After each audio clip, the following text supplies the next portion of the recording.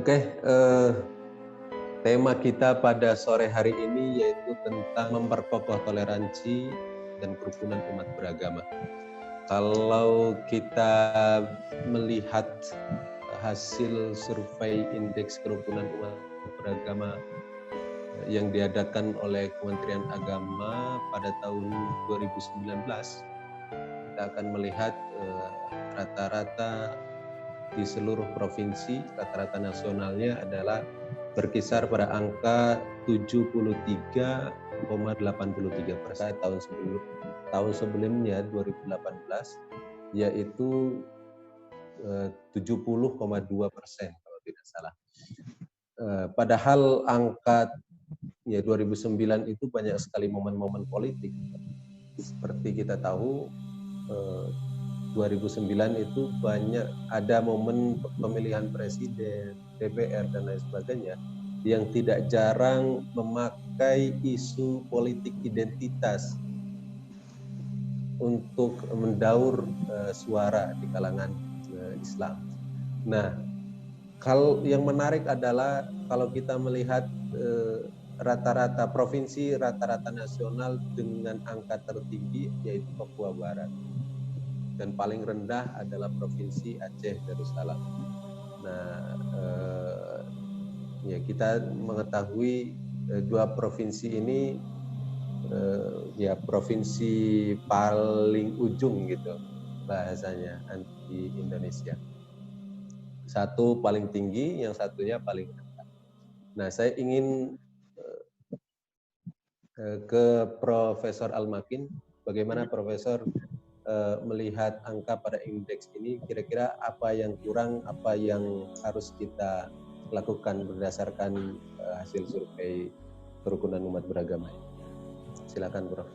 Pertama, saya sendiri kebetulan mempunyai riset lapangan di beberapa daerah.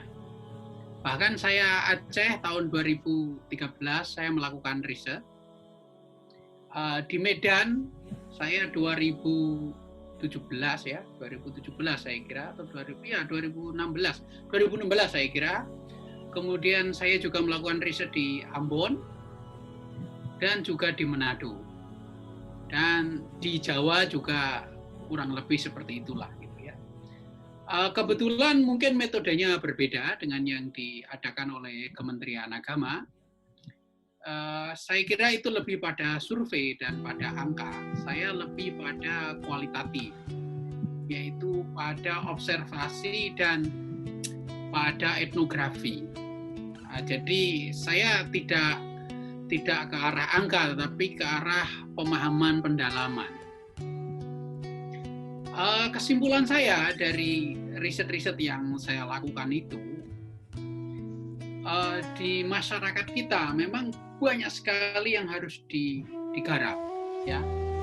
Misalnya saya mengadakan workshop kecil-kecilan itu ya di Medan, di Manado dan di Ambon. Rata-rata dari partisipan itu saya ambil kesimpulan bahwa mungkin sekitar 70% ya. Jadi ini tadi kan indeks optimismenya 70, ya. Nah ini saya kebalik. Sekitar 70% kalau diangkakan, pengetahuan para pemuda kita tentang tradisi dan agama lain itu sangat minim. Dan menurut saya inilah yang memicu intoleransi. Saya tidak menyebut kelompok ya, karena di Indonesia ini kan sangat beragam, ada banyak sekali kelompok ya. Dan masing-masing daerah itu berbeda kondisinya, kelompok-kelompok itu. Kalau di Jawa yang jelas dominan kan NU Muhammadiyah ya. Di samping itu kan ada banyak organisasi, dan bahkan di dalam dua organisasi itu pun ada suborganisasi yang berbeda-beda sesuai dengan kondisi politik dan sosial ketika situasi memanas atau mendingin ya. Jadi masing-masing organisasi pun kondisinya berbeda dan cukup dinamis dan fluktuatif. Jika kita melihat misalnya di Medan, itu sangat lain sekali. Di Medan itu sangat lain sekali, di mana di Medan itu kondisinya sangat beragam. Misalnya orang di Medan itu masih banyak yang memakai bahasa Cina ya, memakai bahasa Cina. Kemudian di daerah Kling namanya itu ada pura yang tidak menyerupai Hindu di Bali, tapi lebih menyerupai pada Hindu di India Selatan. Ya. Baik itu ikonnya ya, patung-patungnya maupun tradisinya tidak Hindu Dharma seperti di Bali, tapi Hindu India Selatan. Kalau kita berbicara tentang Aceh, saya kebetulan agak sedikit mendalam tentang Aceh. Tahun 2013 saya riset di sana dan saya tinggal di sana. Aceh ini sangat lain dengan daerah Indonesia pada umumnya. Karena Aceh ini bisa dikatakan, dan saya kira banyak etnografer yang setuju, Aceh ini namanya etno-religio. Jadi ketika etnis itu sudah menjadi menyatu dengan sentimen agama, sehingga Kambuang ini Kambung ya, kampung-kampung di Aceh ini mempunyai hukum yang mereka sangat identik dengan mengidentifikasi diri mereka dengan hukum Islam ya. Dan kebetulan saya menyusun 2 artikel tentang Aceh, yang pertama terbit di Surabaya Indonesian Islam di jurnal internasional, dan yang kedua juga kebetulan terbit di Surabaya juga, dan saya menyoroti beberapa fenomena, misalnya relasi antara Islam mayoritas di Aceh dengan Kristen, dan kebetulan saya risetnya itu Kristen gereja karismatik namanya Gereja Bethel yang ada di Aceh, yang kebetulan pasca tsunami ada kerusuhan dan gereja itu kebetulan harus pergi atau bersembunyi minimal karena ada persekusi di Aceh. Nah, ini kita berbicara 2 hal ya, Aceh dan di Medan, dan kebetulan keduanya sangat berbeda, dan kebetulan kesimpulan saya hampir sama, bahwa apresiasi masyarakat kepada kelompok yang berbeda ini perlu ditingkatkan, sangat perlu ditingkatkan. Kenapa? Karena mereka rata-rata tidak mempunyai pengalaman atau experience terhadap kelompok lain. Mereka tidak saling mengenal, dan mereka tidak mencoba berteman, terutama generasi mudanya. Kebetulan saya akrab dengan organisasi pemuda. Kalau Anda lihat pada tahun 2016 dan 2015, Manado dan juga Nusa Tenggara, Flores, itu adalah provinsi yang paling toleran. Dan kebetulan Ambon itu juga setelah itu masuk pada provinsi yang paling toleran. Kenapa? Ketika Ambon itu bergolak, Manado bisa bertahan. Maka Manado ini mempunyai beberapa kelebihan karena budaya lokalnya. Jadi harus diingat ya, budaya lokal ini sangat membantu pada toleransi. Kebetulan di Manado ini budaya lokalnya adalah Minahasa, dan orang Minahasa itu mempunyai ekspresi yang khas ya tentang toleransi, dan kebetulan saya tinggal di sana, dan pada tahun lalu pada bulan November Desember saya tinggal di sana, bahkan saya sampai di Sangihe Talaut. Jadi ada banyak sekali tradisi yang sebetulnya kalau tradisi itu dihidupkan bisa menopang toleransi. Kemudian kalau kita lihat balik ke Jawa misalnya, Jawa ini kita lihat karena dia mulai dari zaman dulu ya, mulai dari zaman Belanda, bahkan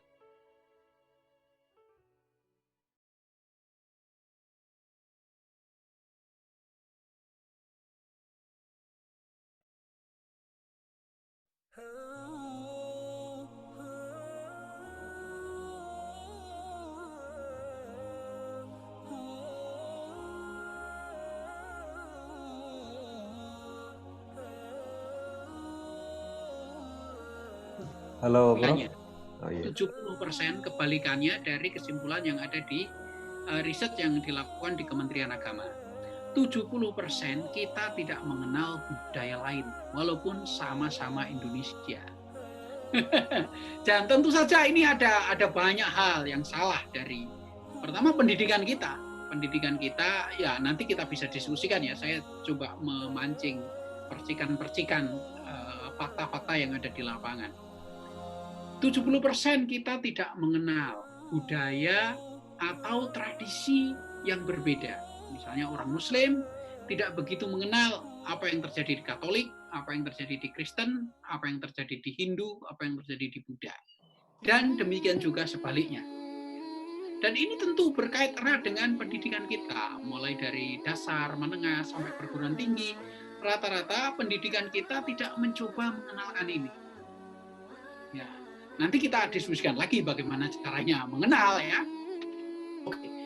Intinya adalah jika sikap intoleran, jika sikap tidak mengenal pada tradisi lain ini kita pertahankan, artinya tidak kita rubah, itu sangat membahayakan pada pertahanan bangsa.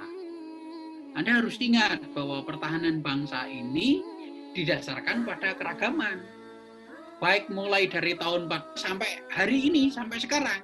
Bahkan era Pak Harto pun itu sangat dijunjung tinggi. Tetapi ketika reformasi datang, keragaman ini terutama di Jawa loh ya. Ini saya tidak berbicara di luar Jawa. Luar Jawa itu masing-masing lain. Banjarmasin lain, Kalimantan Tengah lain, Palangkaraya. Kebetulan saya punya riset juga di Banjarmasin, di Palangkaraya itu lain. Kupang itu juga lain. Tapi terutama di Jawa ada gerakan dalam bahasa ilmiahnya disebut homogenisasi, yaitu penyeragaman. Penyeragaman dalam hal tradisi. Dan usaha homogenisasi ini diusung oleh kelompok-kelompok yang tidak bisa mentoleran adanya perbedaan. Dan saya kira saya tidak perlu menyebut organisasi. Terutama gerakan homogenisasi ini sangat marak dimulai dari Jakarta. Kenapa Jakarta? Saya tidak tahu. Ada banyak penjelasan antropologis dan sosiologis. Ternyata Jakarta ini gerakan homogenisasi atau penyeragaman dalam hal tradisi, bukan baju loh ya. Baju dalam arti pejoratif, dalam arti metamorfosis, dalam arti metamorfosa ya. Usaha penyeragaman ini sangat marak setelah kita mengalami krisis ekonomi. Jadi setelah kita krisis ekonomi, usaha penyeragaman tradisi keagamaan itu sangat marak. Dan disitulah terjadi dalam bahasa sosiologisnya kontestasi, yaitu pertarungan antar ideologi. Dan kebetulan selama reformasi, ideologi keragaman atau ideologi kebinekaan itu mengalami setback, mengalami kemunduran. Yang menang adalah ideologi penyeragaman. Hingga hari ini, kelompok yang pro keragaman itu belum benar-benar bangkit untuk menawarkan sesuatu kepada publik bahwa kita itu beragam, kita itu berbineka, kita itu bernusa, kita itu berbangsa, kita itu etnisnya macam-macam, bahasa ada 300, dialek ada 700, kepulauan kita ada 17.000. Gerakan ini tidak masal, gerakan ini lemah. Lah, pemerintah harus mendorong gerakan ini.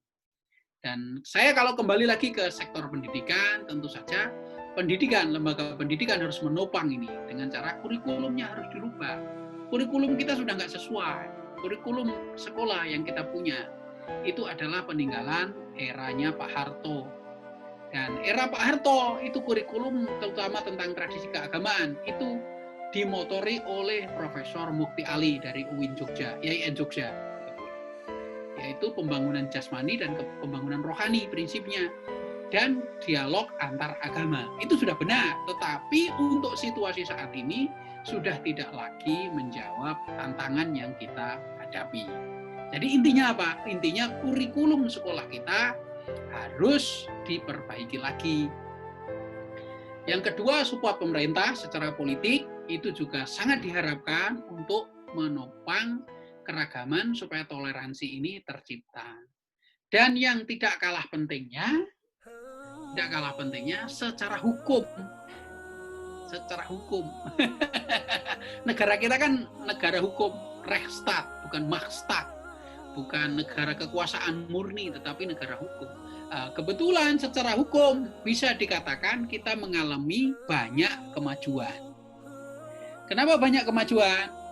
Misalnya, salah satu undang-undang yang disoroti oleh para LSM dan juga para peneliti adalah Undang-Undang PNPS 1965 nomor 1, yaitu Undang-Undang Penodaan Agama.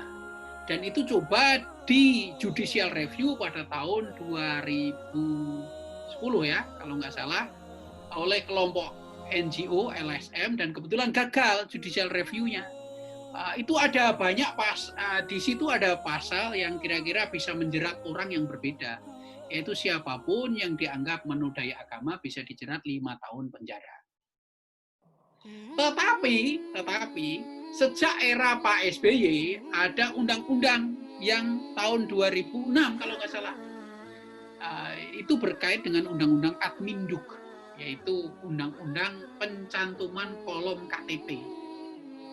Kemajuan pertama adalah kenyataan di era Gus Dur ya, kenyataan bahwa Indonesia tidak 5 agama yang diakui secara pemerintah, tapi 6 tambah Konghucu. Ini juga sebuah kemajuan yang luar biasa ya dari sisi hukumnya. Konghucu dimasukkan menjadi 6 agama. Terus kemudian di era SBY, di era Susilo Bambang Yudhoyono, agama atau kepercayaan atau iman atau apa salah, selain dari yang 6 itu boleh mengadakan adat atau ritual kematian dan juga ritual perkawinan menurut kepercayaan masing-masing. Dan orang yang tidak menganggap 6 agama itu srek di hatinya boleh mengosongkan KTP-nya. Dan ini diperkuat pada era Pak Jokowi ini dengan MK tahun 2017. Di MK tahun 2017 itu jelas-jelas disebutkan bahwa hak kewajiban, hak pendidikan, hak ekonomi, hak sosial, orang yang menganut selain dari 6 agama itu kedudukannya sama dengan yang 6 itu. Ini sebuah kemajuan yang luar biasa, tetapi kemajuan itu belum disertai dengan petunjuk praktis yang ada di lapangan bagaimana. Dan kenyataannya sampai hari ini, laporan dari Setara Institut misalnya, laporan dari Wahid Institut, laporan dari HAM, Komnas HAM, laporan dari lembaga internasional, laporan dari jurnal-jurnal internasional, intoleransi masih belum berkurang. Jadi sikap tidak toleran itu belum berkurang. Maka bagi saya kaitkan dengan penelitian saya di beberapa kota tadi, bahwa kenapa kita tidak toleran, karena kita rata-rata dari sisi kurikulum kurang, kurikulum pendidikan kita itu kurang mengenalkan toleransi, dan kenyataannya pengetahuan warga kita, terutama warga mayoritas yaitu masyarakat Muslim, berorganisasi apapun, tentang masyarakat atau adat lain atau iman lain itu juga kurang. Saya kira homogenisasi ini caranya memang tidak sama antara satu dengan yang lain ya. Homogenisasi yang terjadi setelah Orde Baru runtuh, kemudian era demokratisasi saat ini, yaitu pemilihan presiden langsung, juga era desentralisasi sekarang ini, itu nuansanya lain. Homogenisasi yang terjadi di Jawa terutama, dan itu terutama di Jakarta, yang sangat terasa adalah homogenisasi, saya agak sedikit akademis ya untuk menyembunyikan biar tidak terlalu frontal ya. Homogenisasi yang didasari oleh teologi.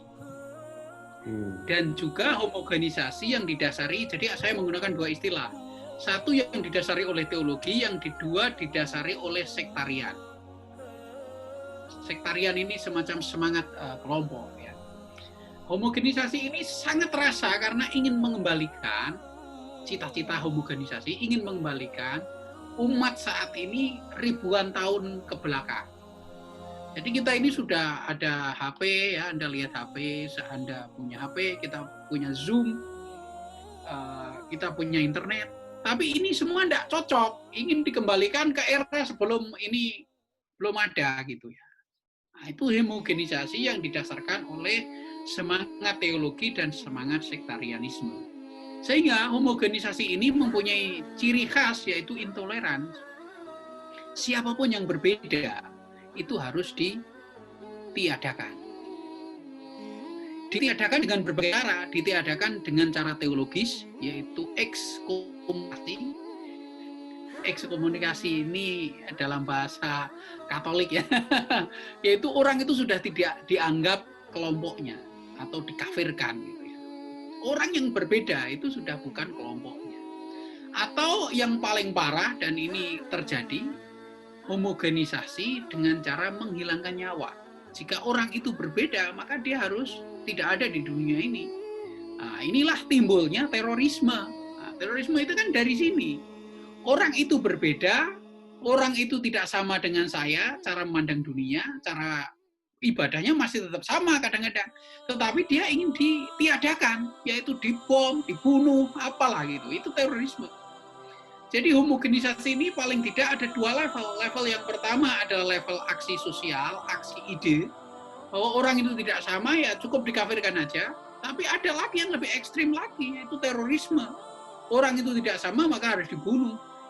Dan ternyata yang tidak sama ini banyak sekali di dunia. Akhirnya mau dibunuh semua di dunia ini. Dan ternyata kelompok yang kedua ini tidak ada jawaban lain kecuali hukum. Hukum yang bertindak. Orang kalau ingin memusnahkan orang lain ya nggak ada cara lain. Harus ditangkap, dimasukkan penjara. Hukum negara yang berlaku, sudah nggak ada lagi perdebatan.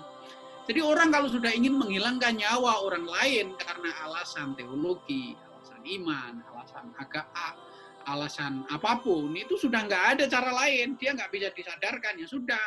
Dia harus berbicara dengan hukum pemerintah, dan itu hukumnya udah jelas ya. Orang membunuh ya hukumnya sudah ada. Hukum kriminal tentu saja ya, hukum positif ya. Tetapi jika homogenisasi ini pada level ide, maka kita masih bisa berdiskusi. Tetapi itu secara teori. Kenyataannya diskusi juga tidak mempan. Misalnya gampang saja, sampai datang ke kelompok yang, sudahlah nggak usah saya sebut. Kelompok yang yakin bahwa dirinya itu benar, orang lain itu salah. Sampai berdebat di sana, Anda cuma cari masalah aja. Maka sebaiknya bagaimana? Sebaiknya jangka panjang, nggak bisa jangka pendek. Kita juga nggak bisa menghilangkan mereka, itu juga melanggar hukum, nggak boleh itu. Orang yang nggak sama dengan kita hilangkan nyawanya, itu nggak boleh, itu melanggar hukum. Caranya adalah investasi jangka panjang lewat dunia pendidikan. Hanya itu. Pendidikan apa? Pendidikan ini ada dua, pendidikan formal, yaitu sekolah kita, dan pendidikan informal, pendidikan masyarakat. Ya sekali lagi kembali kepada konsep kita di awal diskusi pertama kita tentang keragaman. Jadi para pemuda kita, para anak-anak sekolah kita, para siswa, para mahasiswa, itu dididik supaya mengenal tradisi lain. Tidak perlu orang itu diajari untuk menghafal seluruh kitab suci. Karena jumlahnya banyak. Kitab suci sendiri aja tidak hafal, apalagi suruh menghafal kitab suci orang lain gitu ya. Itu tidak tepat. Artinya apa? Artinya kita mengenal saja. Misalnya dari penelitian saya, baik di Medan, Ambon, Manado, Aceh, Jawa, semua mengatakan bahwa 70% dari anak-anak muda, atau 90%, saya bisa katakan 90%, tidak mengenal agama lain. Bahkan tidak berteman dengan orang yang punya agama lain. Mengenal ini dalam arti berteman, dalam arti experience, dalam arti pengalaman. Misalnya rata-rata teman saya yang Muslim, itu rata-rata hanya mencari teman yang muslim. Dia tidak mau mencari teman atau berteman dengan orang yang non-muslim. Dan lebih parah lagi, teman saya yang muslim ini rata-rata mencari teman yang sama daerahnya. Orang Surabaya hanya mau berteman dengan orang Surabaya, nggak mau berteman dengan orang Madura. Madura dan Surabaya ini sudah lain. Orang yang dari Pekalongan tidak mau berteman dengan orang yang dari Jogja. Bahasanya tidak sama. Atau kategori lain, organisasi. Ya. Orang yang berasal dari organisasi A tidak mau berteman dengan organisasi B. Atau dari pengajian A tidak mau berteman dengan pengajian B. Nah, ini kan lebih sempit lagi. Nah, tugas kita, tugas pemerintah dan masyarakat secara bersama-sama adalah membuat pendidikan dalam skala besar, dalam jangka panjang. Di sekolah harus ada kurikulum yang jelas-jelas mengajari toleransi dalam konsep yang saling mengenal, saling berteman, saling berdamai. Dalam pendidikan non formal kita juga harus mewacanakan atau meng-mainstreamkan toleransi dan keragaman. Nah, caranya banyak, melalui film, melalui media, melalui YouTube, melalui Facebook. Kita harus memainstreamkan toleransi dan keragaman. Nggak ada cara lain gitu ya. Jadi sekali lagi, homogenisasi itu adalah gerakan real, saya tidak ingin menyebut organisasi, dan cara mengatasinya adalah dengan cara bersama-sama, baik pemerintah maupun masyarakat. Dan kalau kita lihat dari sisi undang-undang kita sudah bagus, sudah ada banyak kemajuan. Tahun 2008, tahun 2006, MK 2017 itu sudah hukum itu. Tetapi hukum ini harus disosialisasikan di masyarakat. Hukum ini harus disosialisasikan di masyarakat bahwa semua orang itu setara ya. Orang Jawa, orang Ambon, orang Papua itu setara. Jangan dibeda-bedakan. Ini hukum.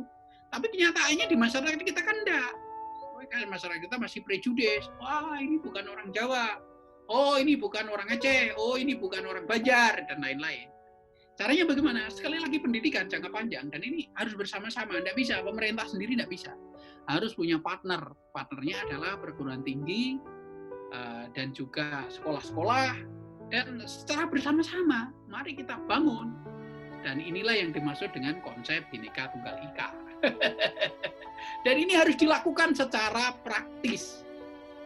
Saya nggak mau nyinggung siapa-siapa, tapi mahasiswa saya rata-rata itu punya teman. Temannya ya yang sedaerah, seiman, dan seorganisasi. Di luar itu mereka nggak mau berteman. Sehingga kalau ditanya, bedanya pura dan pagoda itu apa? Anda tahu. Budanya pura dan wihara apa? Anda tahu. Kenapa? Karena Anda punya teman Buddha, Anda punya teman Hindu. Padahal di Indonesia ini ada Buddha, ada Hindu, tapi para mahasiswa saya enggak berteman. Maka ketika saya masuk kelas, yang saya minta dari mereka, tolong dong cari teman Katolik, biar kamu akrab dengan orang Katolik. Berteman saja. Bukan berarti harus masuk Katolik loh ya. Dan bukan berarti orang Katolik harus masuk Islam. Enggak juga. Ya, berteman saja. Saling mengenal, saling menghargai. Bahkan yang paling parah lagi, orang Jawa itu enggak tahu kalau Banjarmasin di Banjar sana itu lain. Udah lain sekali dengan Jawa gitu ya. Orang Jawa enggak tahu itu. Sama juga orang Banjarmasin juga mungkin enggak tahu Jawa gitu ya. Sama, orang Jawa juga tidak mengenal adat Bugis. Orang Bugis itu seperti apa. Tidak saling memahami. Inilah awal mula dari intoleran.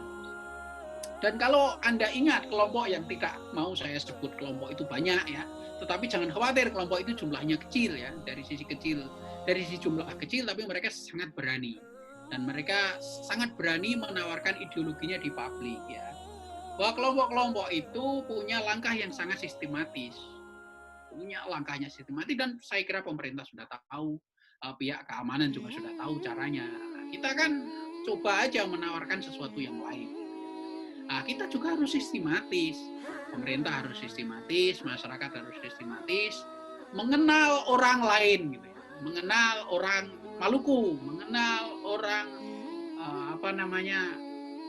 Laut gitu ya, mengenal orang Kupang, mengenal orang Banjar, mengenal orang Aceh, mengenal orang Batak. Ini sangat penting itu. Dan bahkan kadang-kadang itu solusinya itu sederhana, solusinya itu adalah seni. Dan ini pemerintah sejak era SBY itu saya kira enggak memajukan seni.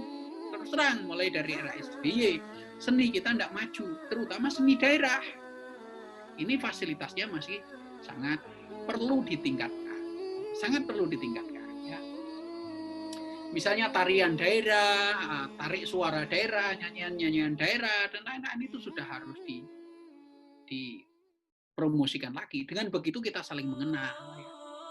Jadi perbedaan itu tidak hanya agama loh ya, perbedaan etnis, perbedaan budaya, perbedaan bahasa. Dan memang akhir-akhir ini yang sangat mengkhawatirkan adalah perbedaan agama. Tapi harus diingat, kasus Sampit beberapa saat yang lalu, ketika rame-rame awal tahun 2000, ya, akhir tahun 90, itu etnis loh ya, itu tidak hanya agama, itu etnis itu, kasus Sampit. Tentu saja kasus Madura di Sampang, itu agama, itu jelas itu ya. Itu antara Syiah dan Sunni ya, apapun faktor dan indikator yang ada di sana, tapi jelas itu persoalan agama. Juga kasus Ahmadiyah di Cirebon ya, dan juga kasus Ahmadiyah di Nusa Tenggara, itu banyak, itu jelas agama. Jadi yang mengkhawatirkan adalah perbedaan agama. Etnis berkontribusi tapi mungkin bisa di-handle. Dan ini tugas kita yang urgent, yang harus segera kita atasi ya. Dan belum lagi tadi di awal tadi disinggung waktu pemilu ya. Waktu pemilu itu sangat rawan sekali. Waktu pemilu sangat rawan sekali. Perbedaan etnis, perbedaan agama, perbedaan budaya ini dipertajam. Kenapa? Karena ya terus terang saja tidak semua para politisi kita itu kadang-kadang mainnya terlalu zigzag, sehingga sulit ditebak. Itu dimanfaatkan itu. Terus terang aja itu mungkin perlu dikendalikan lagi, dan saya kira kita semua bertanggung jawab. Kita tidak ingin menyalahkan siapa-siapa, tapi marilah kita bersama-sama kita perbaiki situasi. Dan kalau ingat diskusi saya yang pertama, saya katakan, bahkan saya tulis berkali-kali di banyak media dan juga di buku, keragaman, kebinekaan kita itu adalah potensi, bukan ancaman. Nah, jadi kalau kita berbeda-beda, itu adalah potensi, itu adalah kapital, itu adalah modal, bukan ancaman. Nah, ini juga perlu dipahami pelan-pelan. Di mana cara memahaminya? Lewat pendidikan. Pendidikan secara formal, SD, SMP, SMA, SMK, perguruan tinggi, dan juga pendidikan informal, TV, itu semua bisa disetting untuk menawarkan ini semua, sosial media, dan lain-lain. Saya kira itu dari saya. Usulan dari Prof. Makin adalah adanya perubahan kurikulum yang mendasar. Ini yang harus dilakukan. Kita itu, saya kira bukan hanya persoalan tadi, ya agama adalah paling awal, paling dahulu, dan paling punya potensi ancaman yang sangat serius terkait dengan kebinekaan, gitu. Karena beberapa kasus justru lebih yang dewasa ini itu dikarenakan agama, kasus-kasus konflik sosial saat ini. Yang harus dirubah itu apakah melalui sistem pendidikan nasionalnya atau sindiknasnya, atau harus khusus dalam link Kementerian Agama itu sendiri. Gimana Prof teknis dari, atau bagaimana cara lah untuk melihat kurikulum kita saat ini? Ya, harus nasional, itu harus dilakukan bersama-sama dua kementerian, baik Kemendikbud sekarang namanya ya. Kemendikbud dan Kemenak harus bersama-sama, harus kerjasama itu. Dan seluruh sekolah harus mendukung. Jadi tidak bisa pendekatan satu pintu, tidak bisa. Sekarang ini harus punya banyak pintu. Dan tindakan-tindakan intoleran itu juga harus diatasi bersama-sama, tidak bisa satu pintu juga, harus. Oke, sekarang bagaimana cara mengubah kurikulum? Gini aja, sederhana saja. Ini adalah hasil dari kurikulum yang menurut saya tidak terlalu tepat. Sekarang ya, terus terang aja, orang itu sekarang cenderung eksklusif. Membangun perumahan, kos-kosan. Banyak toh yang eksklusif, khusus A, khusus B gitu. Dan tidak menerima ini. Wah, orang ini karena kritik nggak diterima. Orang ini agamanya beda nggak diterima di kos-kosan. Dan bahkan di Jogja itu sudah terjadi. Di Jogja itu sudah terjadi. Seorang seniman yang punya iman lain datang ke suatu desa, ditolak sama aparat desanya coba. Karena imannya berbeda. Nah, ini jangan disalahkan orang itu, tapi lihatlah kurikulum pendidikan kita. Pendidikan kita harus dirubah secara bersama-sama dari dasar. Pertama tentang kurikulum keagamaan saja, atau kurikulum moral ya, harus ada moral, karakter building atau akhlak ya, dalam bahasa Arabnya akhlak, dalam bahasa Inggrisnya karakter building, dalam bahasa Indonesianya pembangunan moral. Dalam hal moral ini sampai hari ini saya tidak melihat ada upaya pengenalan tradisi lain. Pengenalan tradisi lain, ya. Baik itu tradisi keagamaan maupun tradisi kesukuan dan tradisi kebudayaan. Kalau toh ada itu minim sekali dan itu sangat diremehkan. Anak saya kan sekarang sudah perguruan tinggi, saya mengikuti dari SD pendidikan dia. Tidak ada itu usaha untuk itu. Tapi kebetulan saya mendidik anak saya sendiri. Kebetulan kita kan punya perjalanan yang panjang. Saya pindah dari satu negara ke negara yang lain, dari Kanada, Jerman, Australia, Singapura. Sehingga anak saya tahu pendidikan, tahu orang lain itu dari perjalanan kita. Dan itu sudah terbentuk dari kecil. Yang saya bayangkan adalah pendidikan kita juga mensupport itu. Sejak kecil kita harus dikenalkan. Ini ya paling rileks itu sebetulnya lewat seni. Kalau lewat agama terlalu serius nanti banyak yang tersinggung kan. Ya seni yang agama misalnya tari Saman Aceh, gitu kan. Tari Saman Aceh itu kan. Kemudian tari Ambon gitu. Di Ambon kan ada tari khusus itu. Di Manado gitu. Itu kita coba kenalkan itu. Baru pelan-pelan itu masuk ke ranah yang lebih sakral, keagamaan gitu. Sholawatan gitu kan. Itu kan ada seninya sholawatan. Dan itu sangat menggembirakan. Ternyata ada beberapa teman non-muslim itu yang mencoba juga ikut mewarnai sholawatan. Nah, ini kan menggembirakan. Tetapi ini sangat sedikit sekali, masih jauh sekali. Bagaimana mengenal agama lain, mengenal suku lain, mengenal budaya lain, itu sangat minim sekali di pendidikan kita. Dan itu harus dirubah secara nasional. Dan itu harus sepakat semua kementerian. Ya. Semua kementerian, mungkin Menteri Dalam Negeri juga harus ikut mempromosikan ini, bahwa mengenal budaya lain, agama lain, tradisi lain itu esensial, itu sangat penting untuk para siswa kita. Nah, ketika saya melakukan penelitian di beberapa kota itu, waduh, ini begini nih. Kita itu Bhinneka Tunggal Ika loh, simbolnya dicengkeram di Garuda loh. Bhinneka Tunggal Ika itu dicengkeram di Garuda. Garuda adalah simbol nasional kita. Ternyata Bhinneka Tunggal Ika ini belum benar-benar kita resapi. Kenapa ya? Karena kita tidak mengenal satu sama lain gitu ya. Dan kita eksklusif. Jadi gerakan yang saya sebut homogenisasi itu arahnya adalah eksklusif. Orang eksklusif, eksekutif, tidak mau bercampur dengan orang lain. Dan ini harus dirubah dari dasar. Kita harus merubahnya. Bahwa ada orang lain yang berbeda dengan Anda. Dan Anda harus mengenal. Anda tidak harus ikut, ya. Kalau misalnya sederhana, orang Jawa suka pecel. Suka makan pecel. Orang Padang suka apa itu masakan Padang yang namanya apalah, taruhlah apa itu masakan Padang, gulai. Orang Aceh ada peliuk, jadi di Aceh itu ada makanan tradisional namanya peliuk. Orang Ambon ada jenang yang apa itu namanya yang pakai ikan itu apa yang kuning itu apa namanya itu. Nah, itu. Anda nggak apa-apa, Anda menyukai makanan itu, tapi Anda harus tahu itulah makanan orang Ambon. Itulah makanan orang Aceh, peliuk, itulah makanan orang Padang, nasi Padang, gulainya gitu ya. Anda bisa nggak enak itu nggak apa-apa, Anda nggak suka, tapi Anda harus tahu. Sama juga sebaliknya. Ini loh ada nasi pecel. Kita harus saling mengenal. Dengan begitu kita menghargai. Jadi yang namanya menghargai itu Anda harus mengikuti, Anda harus itu. Jadi nggak salah, konsep itu adalah salah jika dikatakan kita toleransi itu adalah memasuki agama lain. Itu salah itu konsep itu. Yang benar kita menghargai, kita berteman, kita mengalami, kita mengenal sehingga kita menghargai. Dan ini tidak dilakukan di kurikulum pendidikan kita. Dan ini adalah kerja besar kita dan itu jangka panjang. Tidak bisa setahun, 2 tahun. Itu kita canangkan berapa tahun sehingga kita menjadi kokoh. Dan kalau bisa saya katakan tadi kan, ini termasuk bagian dari ketahanan nasional.